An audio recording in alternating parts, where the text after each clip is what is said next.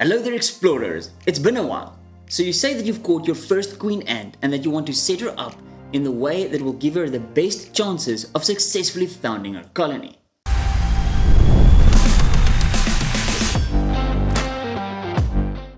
So let us take a look at what you will need, a few tips and tricks as well as best practices to give your queen the best likelihood of founding her colony successfully.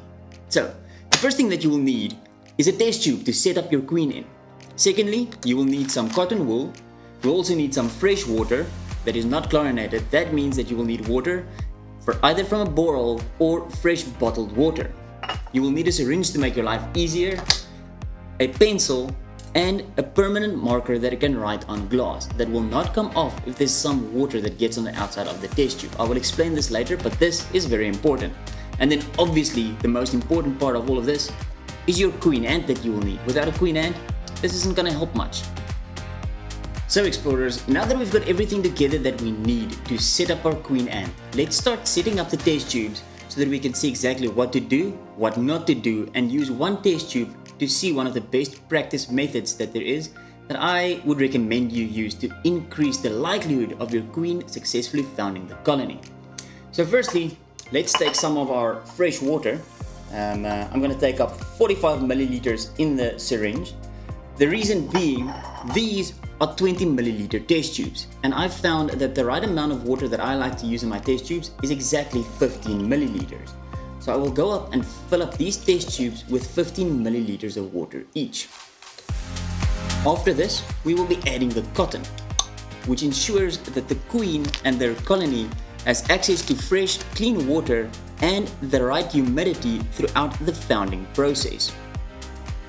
So you'll need to take a piece of cotton, roll it up into a small little ball like that, and then take your pencil and push it down into the water quite quickly to ensure that there's no bubbles forming behind it.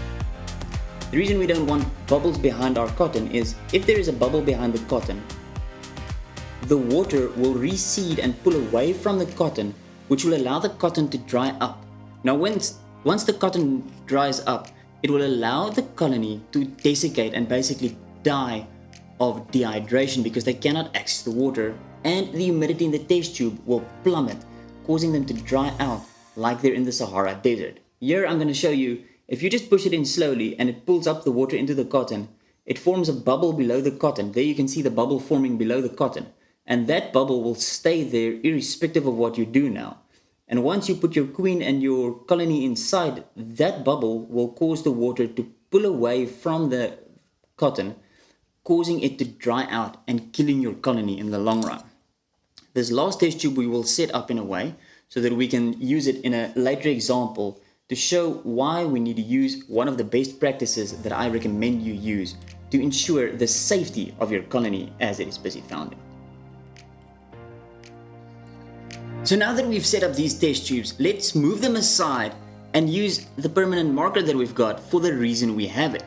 So what we'll be doing is we'll be writing the date and where we collected the queen on the test tube. This gives us a clear indication of more or less when the queen should be laying eggs and when they should be hatching. We will write down the date there and then just Hamawasha because that is where I caught this specific queen. That way we will know exactly when the queen was caught, where it was caught, and that gives us an indication, like I've said, of when we should be expecting eggs. And it gives us clear records of where this color form and specific species comes from. I will also be writing on my own record database number at the top, just to remember exactly where it fits in on my complete database so that I do not get confused of which queen it is, and I keep constant record of all the queens that I've caught over the last 4 years. This helps in indicating to me when exact species will be flying, where I found them, so that if I want I can go back to that exact location and collect another queen of the same species and the same color form. So the next step in setting up our queen is to take her, convince her to climb into our test tube. That is pretty simple. You'll see that I do have a small piece of cotton ready for the moment that she's in the test tube. Then I can just plug up the test tube and then she's all set up and ready to start founding a colony. So as I open up the queen, we'll see that she might start running around. all that I'm going to do is I'm going to gently place the test tube over the queen so that she falls into the test tube, and the moment she walks into the test tube, all I do is I take the cotton wool and I plug her up so that she is in her founding chamber, ready to lay eggs and start her own colony. So now that your queen is set up, where do you put her? How do you put her? What is the best way to put her? How often do you check up on her? Let's answer all these questions and look at some best practices that you can almost write into your book as rules. So, before we start, let's take an empty test tube and gently place this queen aside so that we do not disturb her too much. The first thing that you need to do is you need to make sure that when you place your test tube, that it's in a dark place that won't be disturbed too often. So this is either a drawer or a cupboard or a shoebox that won't be disturbed too often. Secondly, when you place it, you need to make sure that the front end of the test tube is raised about a pencil width, 2 to 3 millimeters higher than the back end of the test tube. The reason for this is that it sometimes happens due to air pressure and temperature that there's a drop of water that seeps through the cotton. I'm going to demonstrate this by pushing the cotton in a bit more so that there's a drop of water forming in front of the cotton. Then what happens if you place the test tube on a pencil or on something that raises the front tip slightly higher than the back is it causes that drop of water to stay here in the back and not flood your colony. This will ensure the survival of your larvae and your eggs. But if you do place your test tube flat, that drop of water has the chance of running right through the test tube, drowning your eggs and your larvae and your pupae, which will definitely decimate the chances of your queen successfully founding her colony. So we don't want that. Place it on a pencil or anything else that raises the front of the test tube just slightly above the back end. And then, when you've placed this test tube in the dark with your queen in, slightly raised in the front, you need to leave that queen alone for at least 7 days at a time. Yes, that does mean you may only check up on your queen once a week. Why? Because light and vibration causes stress on your queen.